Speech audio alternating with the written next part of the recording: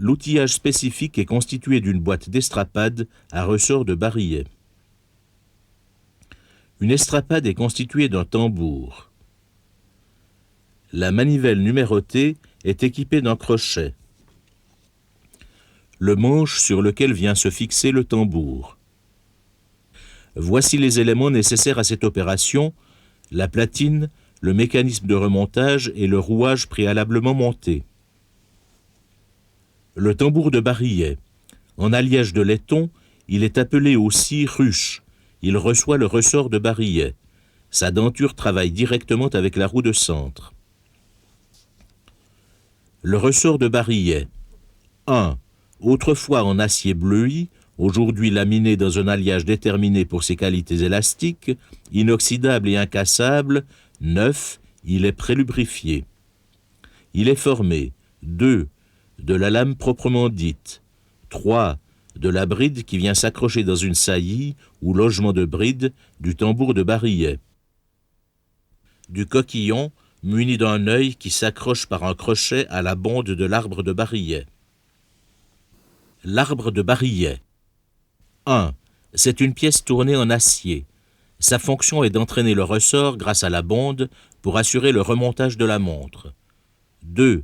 Sur sa partie supérieure est taillé en carré qui reçoit le rochet de barillet. 3. Un trou fileté est réalisé dans le sens axial pour la vis de rochet. 4. L'arbre assure le guidage en rotation du tambour de barillet et le guidage de l'ensemble dans la platine. Le couvercle. De la même matière que le tambour, il ferme ce dernier, emprisonnant le ressort de barillet.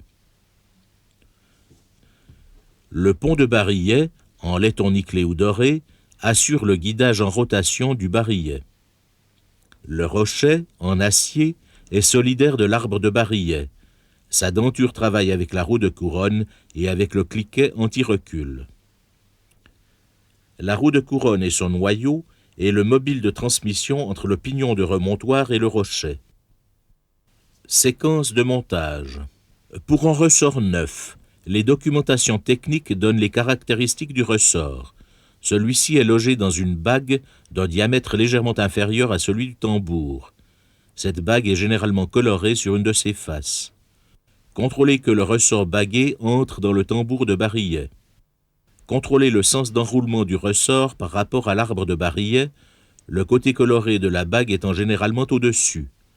La bonde doit être en mesure d'entraîner le ressort dans le sens de l'armage.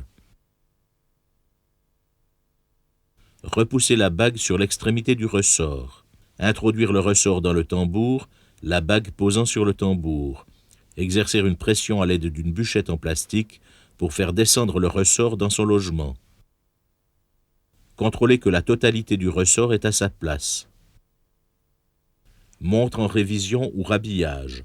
Le ressort doit être préalablement nettoyé à l'aide d'un chiffon propre. Choisir le tambour de l'estrapade de façon à ce que celui-ci soit d'un diamètre légèrement inférieur à celui du tambour.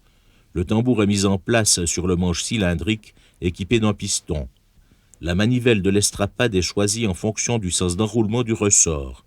Un point de peinture rouge sur la manivelle pour les ressorts enroulés à droite, un point de peinture bleue pour les ressorts enroulés à gauche. Le coquillon du ressort est enfilé sur la manivelle. On veille à ce que l'œil soit dans le crochet de la manivelle.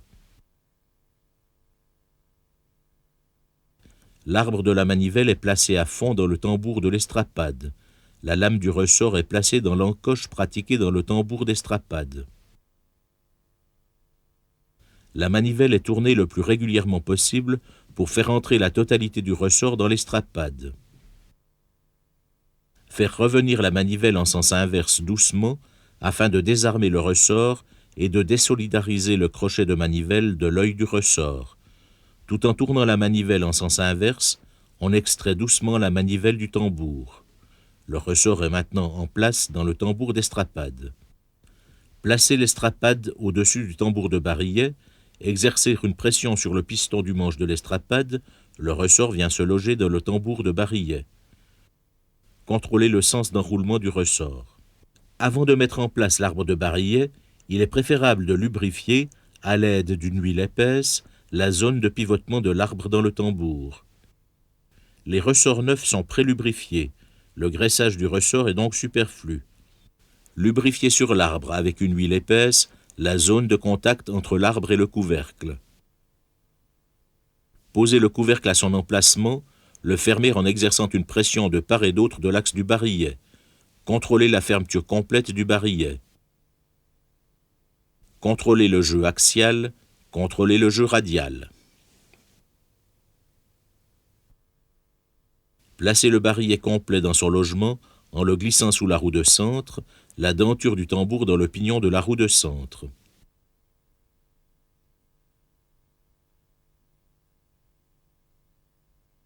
Poser le pont de barillet, mettre en place les vis et les serrer. Contrôler les bas de l'arbre de barillet entre platine et pont. Si nécessaire, procéder aux retouches. Huiler directement les pivotements arbre-pont et arbre-platine sur l'arbre. Poser le noyau de roue de couronne sur son tenon. Poser un peu d'huile épaisse contre le noyau de la roue de couronne à son endroit de rotation. Mettre en place la roue de couronne, poser et serrer la vis. Mettre en place le ressort de cliquet, pose du cliquet en plaçant le ressort dans son logement.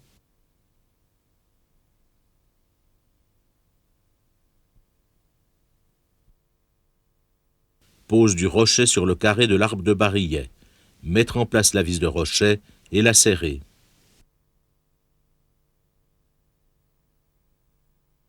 Faire tourner la tige de remontoir. Le pignon remontoir doit entraîner la roue de couronne qui fera tourner le rochet. Celui-ci entraîne l'arbre de barillet. Le rouage, sous l'effet du ressort, doit tourner librement.